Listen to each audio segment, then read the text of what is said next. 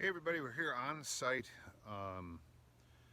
where my brother, the guy I worked for 20 years or so, is installing tile on a bathroom wall. So we're going to go in and see what they're doing. Sure, the day started out just fine, but not everything goes as planned. Okay, so here we are. Here's the Todd delivering tile. And Chuck is Doing this completely wrong. doing everything wrong that he can do. He's putting thin set on the wall. So, what's your next step, Chuck? What are you going to do after you get the thin set on the wall? Trowel it. You're going to trowel it with... Wow, Chuck's angry. He doesn't like to hang tile. So there's a trowel sitting there on the toilet.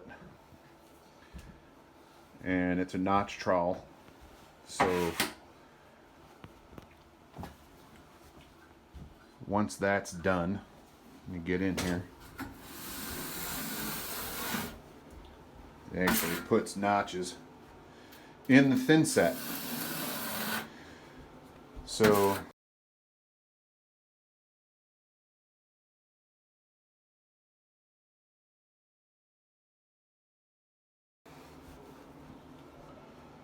thin set is what you use to hold tile down on the floor and sticking it to walls.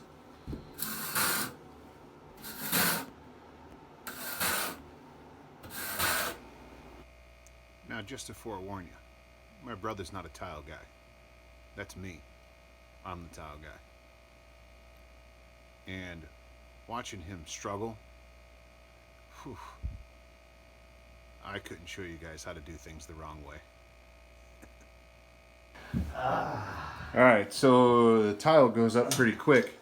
Once the thin set's spread, you just put pieces on, stacking up till you get to the top.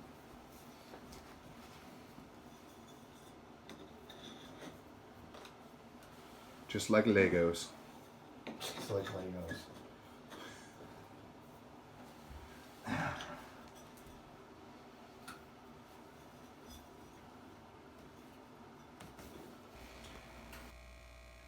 Now, normally when you put thin set on a wall, to hang tile on a wall, you put it on about a 45-degree angle.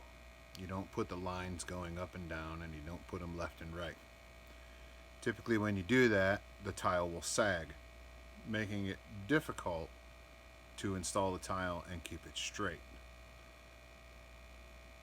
Again, he's not a tile guy. So quality control is important. I don't know if you can see it, but there's a chip right in the middle of this piece of tile. Right where my finger is, right above that. So when you're going into production and putting a whole bunch of tile on, you need to pay attention to that because, well, it doesn't really show up now because it's all white. There's black grout going in here, and as soon as it gets into that chip, that'll be black, and it'll show up like a sore thumb. And if you don't catch it now while the thin set is wet, it's going to be that much harder to pop that tile later. All right, so we just got a second tile that had a chip in it, and I should have had the video running while we were talking about it, but one thing that a lot of people don't know or realize is when you get things from the Home Depot, fixtures, tile, even electrical fixtures, plumbing fixtures, it's not the same grade that you would get from an actual supply house. It may be the same brand, but it's at a different level of quality. So it's important to note that while, yes, you may pay a little more for something, you don't have to deal with things like chips out of tile or toilets that leak or anything like that. So what Chuck's doing now, there's an outlet there. He's just drawing on there the little notch that needs to be cut out. So now I'm just going to get out of the way. So to try to stay efficient, Chuck's giving a list All right, I'm gonna to the mark top. more for you. And so since the wet saw is set up in the basement, Travel time. you want to be as efficient as you can. So he's So close. going to be 3 or 4 pieces. Is that what you guys been doing lately? 3 or 4 pieces, and As then many as 6. many or as more. 6? Yeah. However many you can give me, I usually can keep them straight. All right, so wet saw is in the basement because the wet saw can be pretty messy when cutting. So we have this big setup here. It's called a wet saw because it actually uses water to keep the blade cool while you are cutting tile. As always, remember safety first. He's got his safety glasses on. See water spraying out there.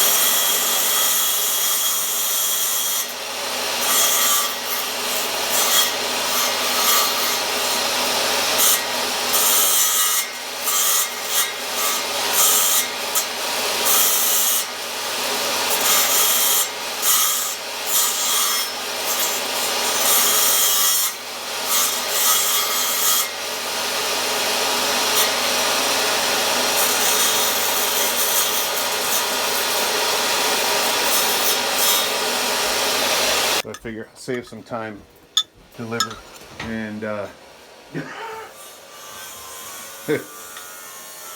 some pieces for you.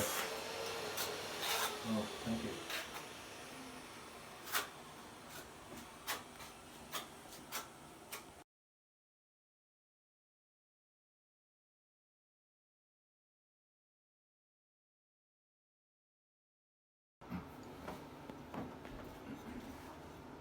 All right, ready for some more? Yep. I should have gave you that small piece. Against it. Gonna need a 1-inch piece Good, right? or 7/8, whatever, something like that. Is that it for now? No. Okay. You'll have a little bit of play because of the cover that goes on the outlet, so you don't have to be exact with these cuts. Just enough to get it so it'll cover. But since we started, I would say about 10 minutes has elapsed, so it really doesn't take long to put this stuff on the wall. All right, so here's the question. Question number 1 for Chucky, not for my students. How long you been in construction? Is it good?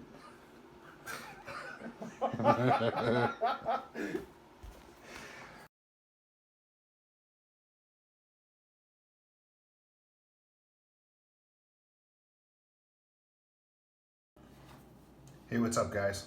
I don't know if this looks familiar or not, but there is the faucet that we did earlier this year.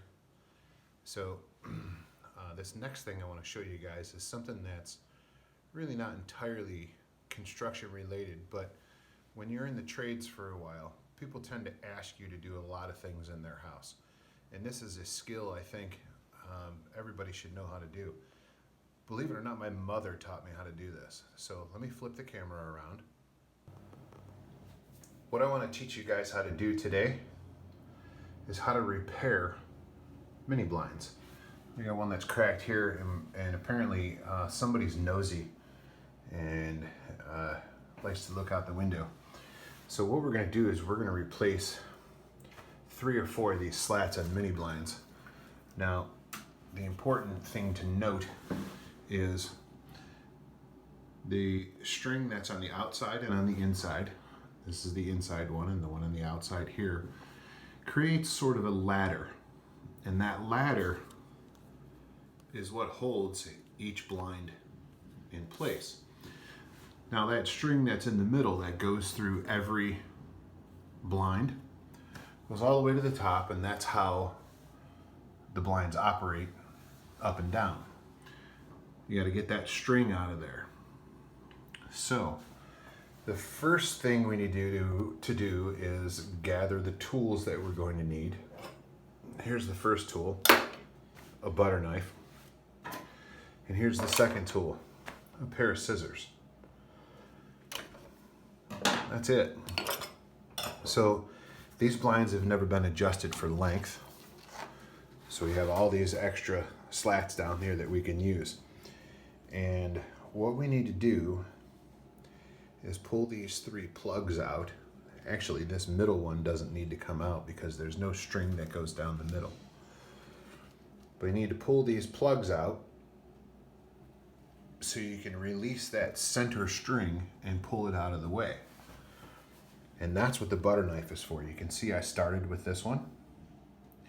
And all you do, let me see if I can get this in the right position here. All you got to do with your butter knife is work it from either side. Don't work it where the string is. If you work it back and forth to try to get that plug out where the string is, you might break the string. You don't want to break that string. So we're going to get these 2 plugs out, and that will show you the exposed end of the string.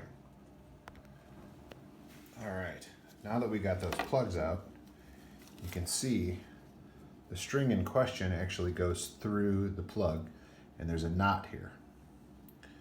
So to simplify this, we're just going to cut that off because we're going to shorten it anyway, so it's the right length for the window.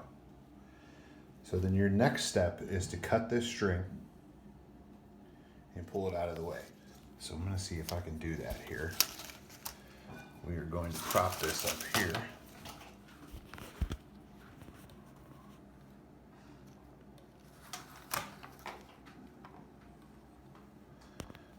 Some excellent camera work. I know. We're going to get these scissors right in here. Just cut that cap off. Where'd it go? Here it is. Okay, so now that cap's out of the way, we can take this string and just pull it out, and now it's out of the way.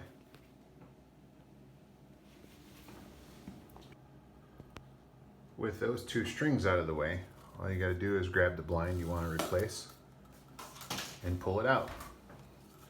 You don't need to replace that one, but it's important when you put the blinds back that you take a look at all these and make sure that they're going in the right place.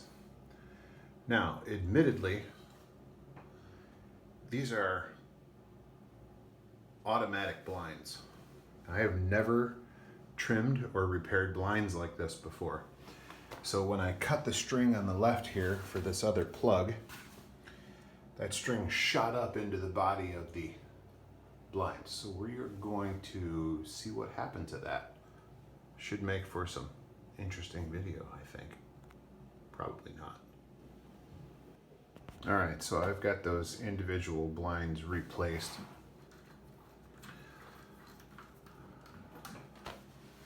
No more holes. no more cuts or anything. So what we need to do is cut this to length to get rid of all these extras.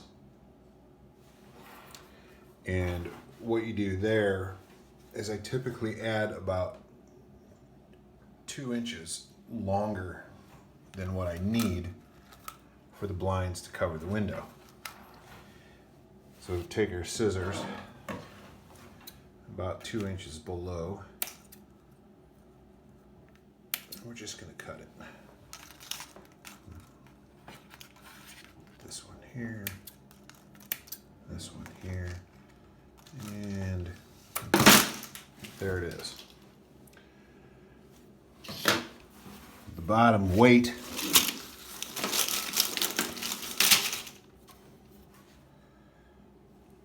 this thing here needs to get put back in that bottom loop, so we are going to have to pull that plug. But that's easy enough to do. And I can show you that now. Just take the butter knife, work one side at a time. Until that plug pops out. Now we can get the string out of the way.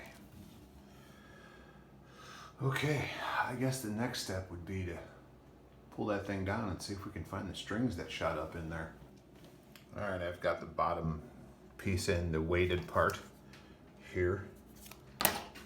Pretty good on length. So we need to get that string out of there. I keep avoiding it. Anyway, that's all this does. It goes into one of the ladder rungs, if you will. And once that string comes back down the center, which ought to be exciting to do now that it went through every single one, we can tie a knot in it and put the plugs back in. All right, so I couldn't find the spring. It must be in some sort of spring activated thing, but then when I took it out, this is what happened.